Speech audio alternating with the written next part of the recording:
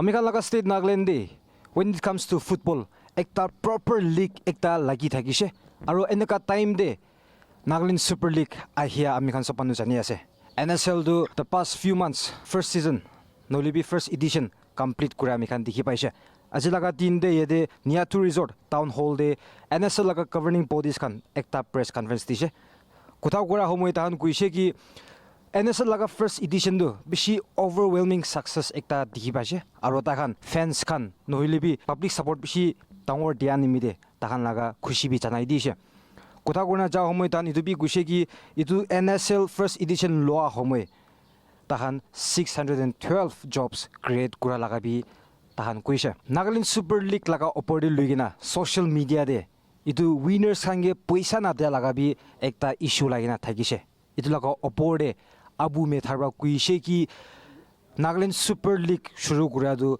rules aro regulations kan set kurigina khilise aro kote match khila homoi jodi yellow card nolibi red card paile do fine nolibi penalty tirawole laga thakise aro tate kumba club khan itu penalties khan du pay na guna thakise aro in fact ajilaga tin tak pay na gura lagbi tai kuise ki hoy individual prices khan du kiman ase sob tise aro transaction pura online ba thakise kuise aro itu paisa na pa khan du tai khan regulations follow na gura nimide withhold kuna rakhya laga kuise aro tan itu bi kuise ki clubs kan kundu regulations follow nogona ase tan do comply kuribole lagibo gona abu metharba kotha kura homoi ta janai dise kotha guna ja homoi tan itu bi kuise ki NSL Nagaland Super League laga second edition do itu sal shuru kuribole ase kuise aibi ami khan aji laga press conference opore lugina detail pra sai labo.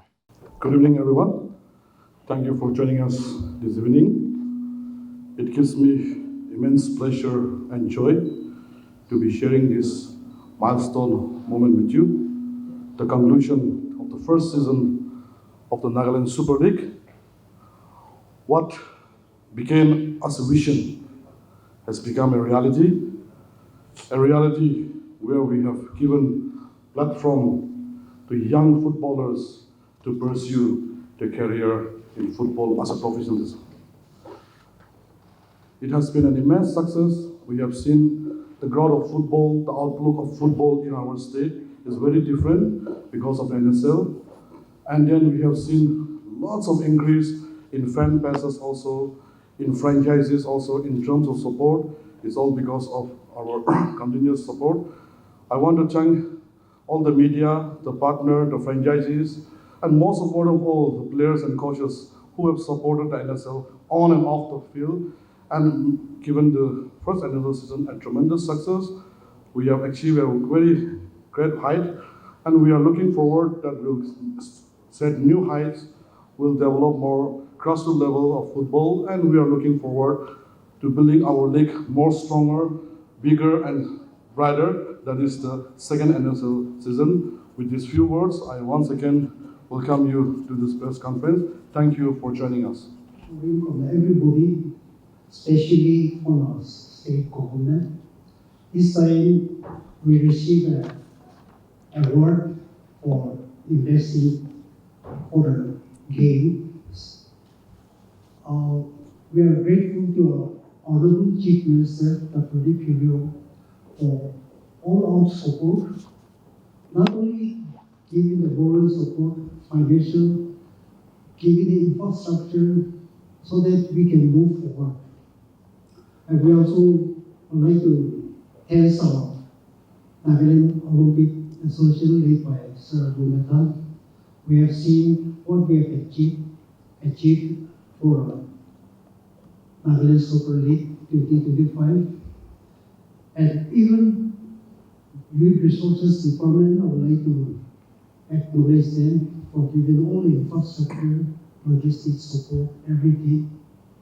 And we all the media support and the football fan and the lovers, especially to the club owners, they all came forward and make it what we have achieved today.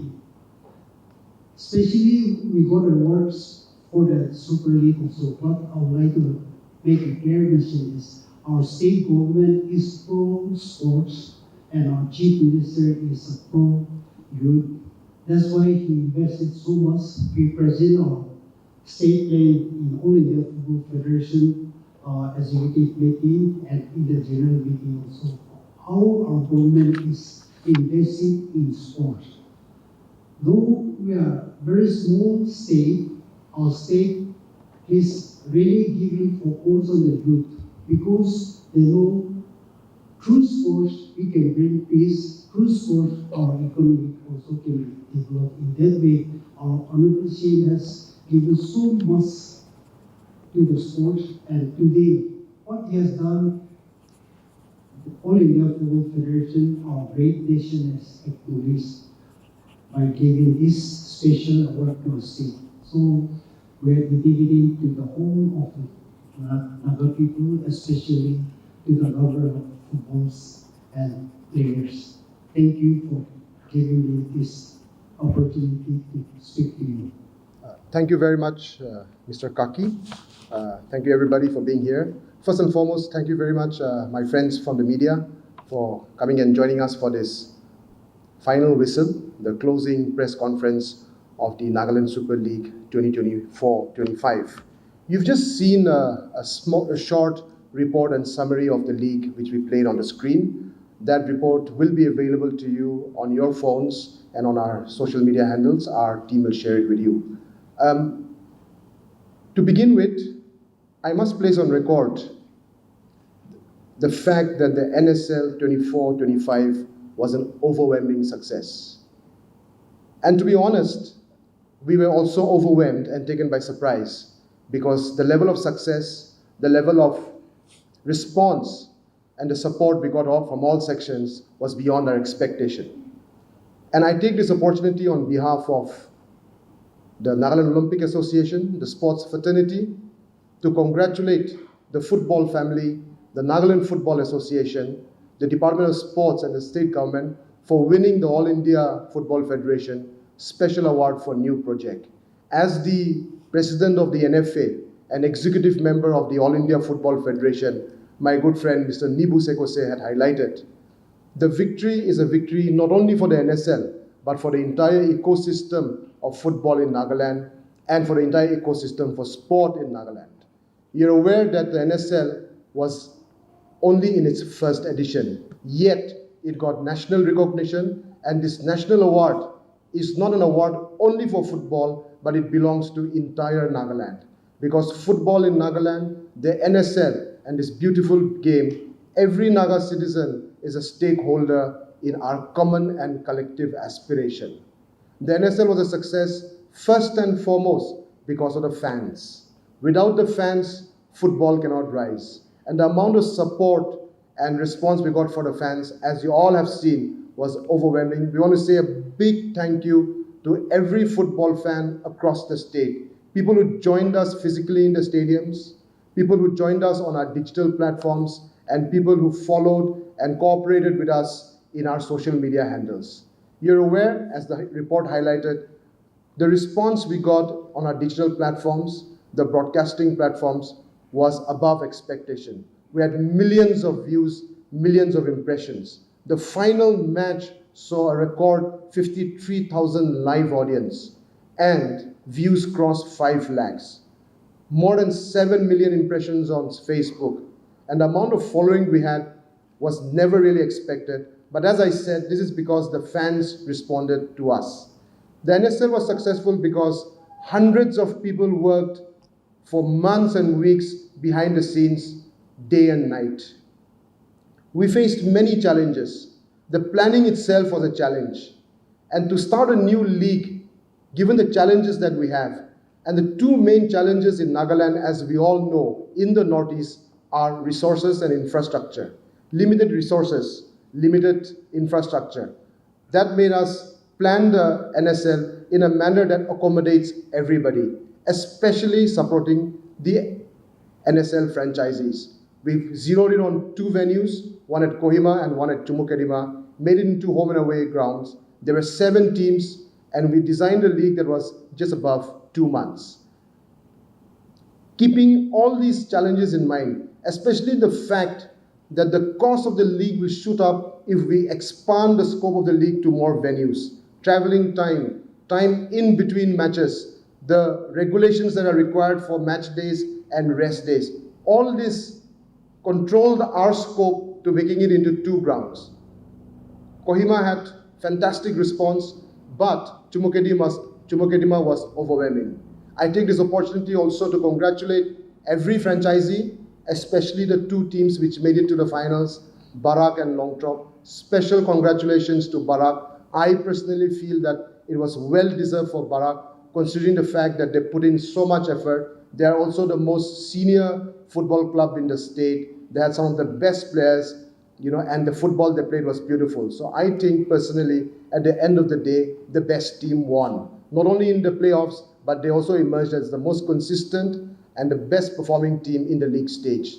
We were required to play the playoffs because the All India Football Federation requires a league to be recognized for each team to play a minimum number of matches. Since we had only 7 franchisees in the first edition, they were not reaching the regulation of the number of matches each team is to play for the league to be recognized. That's when the idea of the playoffs came. It was well received by everybody. It was well received by the All India Football Federation, and it increased the excitement level of the league. Also, you would have noticed that many other leagues, including the I-League and the ISL, are following the same formula of the playoffs. As the report highlighted, we had more than 60,000 people attend the matches in the 2 venues. That itself is a record for sport in Nagaland. Another new venture we took up was, for the first time in a sporting movement, we introduced digital and online ticketing system. There were apprehensions before we started, but I must congratulate ahibi.com, who partnered with us and made it successful. We feel that if you go the digital way, it's the best way for revenue generation, it's the best way for transparency, and it gives us scope to expand in future. It also gives access to fans across the state to get tickets, to get entries, and to get admissions into the football stadiums. The other things which we did was we gave a lot of importance and emphasis on media, and all platforms of media: traditional media, mainstream media, digital media, social media, and even satellite television. You're aware that we are the only league in the country, the state league, to have a weekly show on satellite television. We had a partnership with Any Live, and our Extra Time show, which was a weekly show done for the first time, received overwhelming response. And the best part of it is the entire production was done by our local entrepreneurs, our local digital media personalities, and all in-house, done by our media team. We've also done documentation in an extensive manner. You would have seen the guidebook that came out before the league was kicked off. We'll be having a coffee table book that comes out. We'll be having a sponsorship report. We'll be having a summary report, which you saw on the screen just now. And we're also the first time we've come up with a documentary series. The first episode of the documentary series was released on the day of the NSL Awards night, and the next episode will be launched very soon. Why we're doing this is we're documenting the entire movement of the league, not only for now, but also for future generations. It's important that we document everything in all its forms, as I said, print, digital, and in film also. Our total employment created, as per our report, conservatively and all on official documentation, is 612 jobs were created during the NSL. As the report said, 203 players, Kaki? 203 players got opportunity to professionally play football, got paid according to the guidelines of the Football League, and for the first time, a professional league has successfully taken off in Nagaland. And I must say, at least in the Northeast, we've emerged as one of the best professional sports leagues, not only in football, but sports leagues across all different sports disciplines. We had more than 1 crore rupees of prize money, to be precise, 11.8 11.643 million rupees in prize money, and our social media impressions, as I said, was over 60 million. Our ticket sales brought in revenue of about 60 lakh rupees. Total goals scored were 144. Physical tickets sold were about 30,000, and total matches of 45. I have a lot to report on, but we'll make this report available to you, and we'll also make the video available to you. There are also some special initiatives we undertook. For example, the fan zone. We expanded the scope of football into entrepreneurship and employment generation, because sport is not only about playing football on the ground, but there's an industry that revolves around sport. And till now, we feel that Nagaland has not tapped into the entrepreneurial and the business aspects of sport, and to expand sport beyond the playing field, so that sports industry expands and contributes to the creative economy of the state. The fan zone gave opportunity to various verticals, be it in merchandise, be it in food and beverages, be it in music, be it in entertainment. So it expanded a new scope, and it also gave a new experience to fans. Many of us who follow football internationally, be it Premier Leagues, be it international football. If you look closely at how international football and professional football is conducted in different parts of the world, football is not only about 90 minutes of play that takes place in the turf. In fact, football is a 6 to 7 hour experience, which we tried to introduce this time. So fans came in, spent time at the fan zone, they had entertainment for them going, they watched the football. Football also had a mix of football and entertainment. We had musicians, artists, and people from the entertainment industry become part of the ecosystem, which expanded the scope, which created economy, which created jobs. Another aspect which we did, most importantly, and which we've been emphasizing on since the beginning of the league, is grassroots development and junior development. It was mandatory for every franchisee to have a minimum of 6 under 20 players in a squad of 30. This was mandatory. And it was also mandatory that every team has a starting 11 of at least 2 under 20 players in a starting 11. Our aim was to give opportunity to youngsters, to grassroots development. At the same time, it was also our aim to bring the best of football to our own backyard. We wanted our footballers to get national level standard football in our own backyard. That's why we opened up the league for each franchisee to have guest players. Each franchisee was allowed 6 guest players, but they can play only 3 on the turf at a given time. So it was a mix of developing grassroots and also bringing the best talent and best level of football from outside the state. Talking about grassroots development, we also are coming up, as we had announced earlier, the NSL scholarship, which I will dwell on a little later. But before that, the NSL also had a very interesting program that was our outreach program. We had partnership and outreach with educational institutions, with colleges, with school kids. On most match days, we brought school kids from different schools in and around the stadiums in and around Kohima and Dimapur, gave them an NSL experience, made them meet NSL players, made them visit the different infrastructures, entered the locker rooms, met some of their favorite players, had photo sessions, entered the ground, and got a feel of what it is like to be part of a professional league.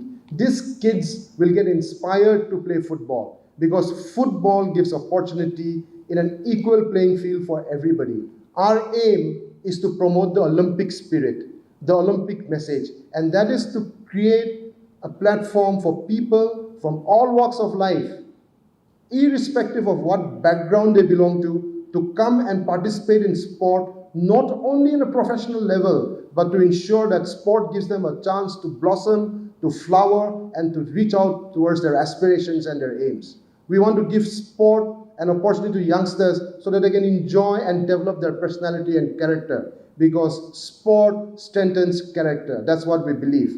The NSL proved one thing. The NSL proved one thing is that sport has the power to unify. Once the NSL was going, we had thousands of people following us on social media, on our broadcasts, and also at the grounds. It brought Nagaland together. There was no Angami, Ao, Sema, Lota once the football started. It was all about the football. It was all about the NSL. our aim to unify Nagaland through football, I think, was largely achieved. And youngsters, those footballers understood when we spoke to them, because we had sessions with every team. When we spoke to them, we told them that each and every footballer is an ambassador to unify Nagaland. And that we did. And the motto of the NSL was, "Together we soar." The motto of the Nagaland Olympic Association is "Stronger Together." The Nagaland Olympic Association, the NSL, and the NFA has a common and collective aspiration to strengthen unity, to strengthen oneness under the Olympic spirit and using this platform of sport.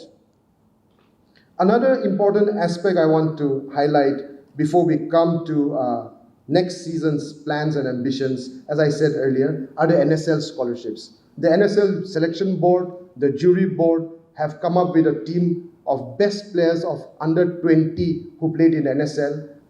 We have tied up with the Inspire Institute of Sport and the JSW Foundation in Bangalore. And this selected team will undergo a short coaching camp in Nagaland, a preparatory coaching camp. And then they will go and spend time at the Inspire Institute of Sport, India's best sports academy. India's best sports academy that is producing Asian Games, Commonwealth Games, and World Olympic champions. Athletes like Neeraj Chopra are also products of Inspire Institute of Sports. Our under 20 team will go and spend time at Inspire Institute of Sports. They will get the best ecosystems, the coaches, sports medicine, sports science, and they will train with FC Bangalore, and the international team of FC Bangalore coaches and support staff will spend time with our team. They will play matches there, and they will get this exclusive scholarship which is being funded by the NSL. So these are some highlights I wanted to share with you, and many more, but I think for now my opening remarks will end there. Kaki, you can take the press conference forward. If there are questions, I think we can start taking the questions. My question is regarding the apprehension that the prizes to the winning team has not been given to them. So can you, if anyone can kindly inform us whether the prizes has been given, and if not, or why was it being delayed? I'll answer that. Thanks, Ben, for that question. I was expecting that, but I think we've already given a statement on this some time back. We had the NSL Awards night, after which we started giving the prizes. But let me make it very clear, because the ecosystem of sport and league is very new to us. You must understand the fact that these type of leagues, these type of tournaments, even contracts, take time for payments to come through. In fact, some of the leagues around the world take months for prizes to come through. You can do your research, that's one thing. But I'm not justified with that. We have given our prizes to all the individual members, individual award winners already, to each and every one. And every prize has been done through a bank transaction. Every man of the match prize from day one when we started distributing was done through bank transactions. There was no cash transactions, and the transactions went straight to the accounts which they submitted. For example, when somebody won a man of the match, it was mandatory for the franchisee owner of that team to fill out a form, give the bank details, submit it to the finance team, after which we transferred our amounts. This has been taking place from day one till the finals, as far as the man of the match is concerned. You are also aware that according to the guidelines of the franchisees and the NSL, there are cash penalties for yellow cards and red cards. And it is also mandatory for the franchisees to make the payment of these cash penalties before their next match. Many of the teams could not fulfill these norms, but we went ahead with matches. Even now, some of the teams have not paid the mandatory match penalties which they are supposed to pay. That's one, but we've relaxed the rules for that. The second aspect is that when the NSL was designed and formulated, and we had meetings with all the franchisees and all the stakeholders, we came up with a set of regulations. The aim is to promote the footballer, to protect the footballer, and to promote football. That is why we designed the entire rules and regulations around promoting and protecting the footballer. We made it compulsory that each franchisee must have a personal contract with each player. A contract that is vetted by the NFA and that is as per the norms of the All India Football Federation. The contract also specifically has to state what is the fee you are paying the player. We also made base fees. For example, an under 20 player, the minimum base fee was 20,000 per month. 20,000 per month, and there was no upper limit. So this is because we wanted under 20 players also to get their fair share of income. We are to make it into a professional league. That is why we also expected. Being a professional league is not only about footballers earning money. Professionalism has to come from the organizing committee.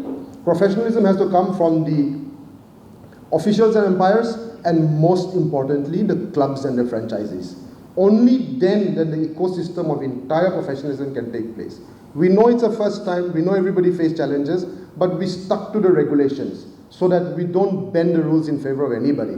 That's why we said that every contract that you sign with the player, every salary that you pay to the player, that report and the transaction proof has to be given to the organizing committee for every month.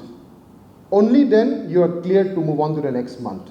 But many of the franchisees could not present this documentation in time, except for a few who submitted accordingly monthly. And we also made it clear from the beginning that prize money will be given based on you fulfilling your compliances, sticking to the regulations. Only then prize money will be cleared. And in the first place, we also assured all the franchisees that we will be giving you support in the form of tickets. So before the NSL started, all the franchisees were given tickets worth 5 lakh each without any payment, and whatever they generated from that 5 lakhs belonged to them. So we gave back to them their investment of at least 5 lakh through tickets, which was their money, their revenue, which did not have to be submitted to us. So in that context, as Ben said, whichever club submitted their compliances and their regulations, which they have agreed to and signed the contracts, all the prize money has been cleared. Those who have not submitted, they will have to comply. That's the rule of the NFA, that's the regulation out of the All India Football Federation, and also if they don't do the compliances, their registration also will come up for discussion at the All India Football Federation. So we are trying to protect the clubs in this. Secondly, we want to make sure that the players are paid. Only after we get the proof that the players are paid, they'll get their prize money. So I think that's pretty clear on that, Ben. What should the fans expect next season on NSL 2? Should we expect a bigger arena? As far as an expansion of the pool? Players, franchises you mean? Thanks, Imkong, for that question. And I'm sure a lot of people want to know this, especially not only here, but through our friends from the media across the state. NSL 1 was just the first edition. I would say in many areas we were testing the waters, we were experimenting, and we were trying to build a brand. For any venture to succeed financially and to be sustainable, we have to build a brand first. Year 1 was all about investing in building the brand, increasing visibility. So I think we've achieved a lot on that front. It's not perfect, nothing is perfect, it's always a work in progress. There will be mistakes, there will be lessons to learn, and it's always a work in progress. But yes, the process for the next season will start after the summer break. There's a process of opening up the league for new franchisees to apply. There's a process for continuation of the present franchisees if they meet the compliances and the regulations. So that process will be opened up through public advertisements, through stakeholder meetings, through our district football associations. So that process will start. Having said that, we are already getting a lot of interest from investors, from sports lovers, from other club owners that they're keen to join, having seen the first league. But we hope that next year will be bigger, better as far as the football is concerned. We are also hopeful that the prize money will increase. We are hopeful that there will be more teams, and we are hopeful that we can expand the scope of the league. When I say expand the scope, more matches, longer duration. But all that also comes with challenges of more expenses, more resources, requirement for more infrastructure. And coming to your question, again, a lot of people asking us very pertinent about the size of the stadium. I think we're all aware that the Honorable Chief Minister on the closing day said that the government will work on expanding the size of the capacity, the galleries. So we're confident that the government will take that up, the department will take that up. Definitely we are not in a position to speak on that, but I have been informed, I can tell you quite clearly, that the department has already done its surveys and its studies for inclusion of more galleries, expansion of that stadium. Otherwise also that stadium is still a work in progress and there's a lot of work to be done. That's one. Also we are looking at other venues, but again, it will all come down to the dynamics of teams, districts, resources, and logistics. But definitely with everybody's support, I'm sure NSL2 will be bigger. We are confident with the support of the people. When we talk about football, the much needed thing was a proper league in our state, and then Nagaland Super League came up. So taking this opportunity, if I may ask, the brainchild of Nagaland Super League, is it the NFA, NOA, or the Youth Resource Department? Can you just, the Brainchild. It belongs to the people. I mean, there's been a lot of demand and hope that Nagaland will have a Super League. So, and I must place on record here, honestly, my colleagues are here, President is here, Chairman is here. We were also pressured by the Honorable Chief Minister that we must start a league soon. In fact, he's been on us for quite some time, but we needed to strategize. We just couldn't, and we've had not very good experience in the past. We all know that. So we wanted to ensure that we put the right strategies in place, the right frame of mind, the right, game plan in place so that we come up with a successful league. We took some time in doing that. In fact, a few months we've been in the planning process, and we finally came up with a blueprint. And the brainchild, it's not rocket science also. No? Others has been doing it, and I think the teams worked very hard behind that. There's no particular one person, it is a brainchild, and Chief Minister pushed us. Football Association and Olympic Association worked very closely. We strategized, we made a game plan, but it belongs to the people. The winner is the people. Just to supplement Sir Gunatan, as per the Nagaland Super League rules, para number 5, 2B, all the payments to the players have to be submitted to the governing body. And regarding the second point,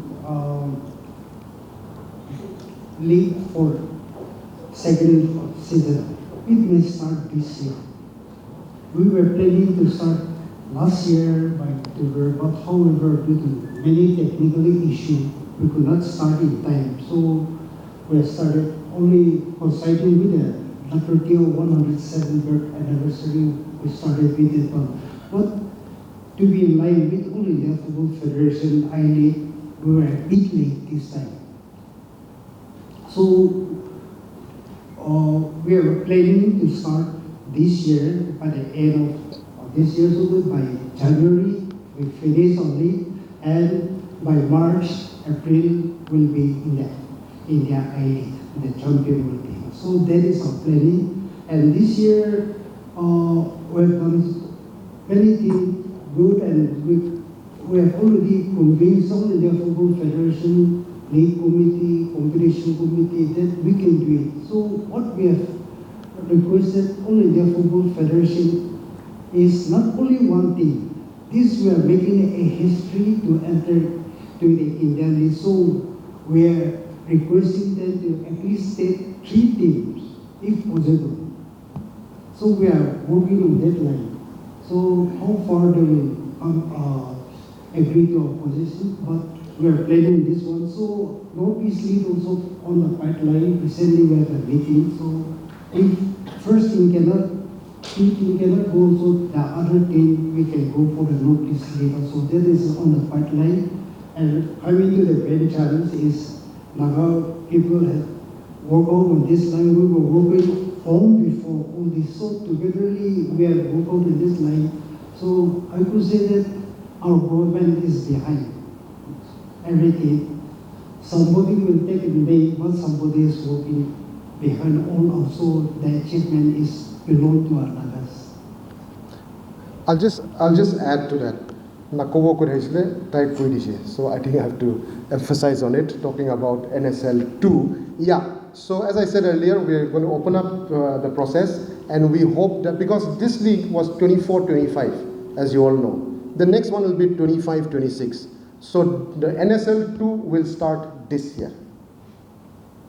Also, if you remember, on the closing night, Chief Minister's speech said, Nagaland will host an international football tournament. So we are also preparing for that, and we look forward to your support, your participation, and again the participation for everybody. I must place on record, on behalf of the football fraternity, the effort that Mr. Sekose and Mr. Benya are making with the All India Football Federation, because the state league winner is pushed through to qualify for the I-League. But given the standard of the league that we organized, the appreciation we received from the All India Football Federation, because the president was there for the opening day, the secretary general was there for the closing day, and in between we had a lot of federation officials visit us, not only from football but also from the Olympic community, and the positive reports have gone to the center. So they have been pushing that at least 2 or 3 Nagaland state teams should be allowed to play in the I-League. So that process is there. But one thing is for sure, our winners are going to play in the I-League. That also changes the dynamics of football a lot. The NSL has opened the doors for our players to now play in the highest level. Anything is possible in sport. If today they're playing for a Barak FC and Barak FC performs at the I-League, there's no reason why our best players can get spotted and play for national and international teams. There's no reason why we can get there. I think there's tremendous potential for football in Nagaland. There's what cricket is in the mainland, football is here in Nagaland and the Northeast. I personally feel that if India is to rise as a power in football, the pulse of that heartbeat will be from the Northeast. I feel that if India is to rise in football, it will start from the Northeast. And I think even in the Northeast, we Nagas can do much better than others. It was how to first year but we've all seen how well it gone off. I think in the next few years, there's so much of excitement, there's so much of potential. And moreover, one of the underlying aspects, as I said earlier, of this NSL was the unity of the Naga people. I mean, we must accept the fact that if we are united, anything can be achieved. And sport is one of the best platforms to create that unity, to generate that strength of oneness.